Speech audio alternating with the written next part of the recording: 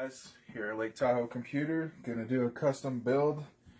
Gonna do an upgrade. We're gonna take some of my old equipment and we're gonna upgrade it into a bigger, better, more badder machine. You know, I've got my solid state driver. Gonna run our operating system off this. Got a GTX 260 graphics card. I know it's old school, but this thing is a beast. So I'm gonna run that. Yeah. We got i7 1150 socket processor. Really nice processor. I'm really excited about this. It's 4 gigahertz. It'd be overclocked up to 4.7.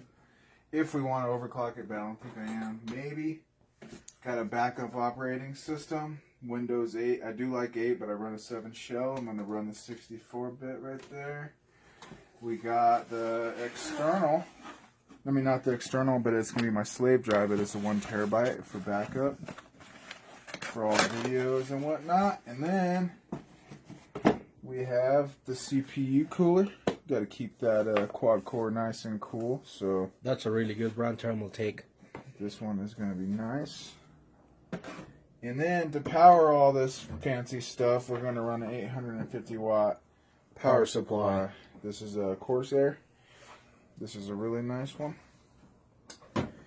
And last but not least, woo, my favorite part, Gigabyte motherboard. The Gigabyte motherboard, 1150 socket.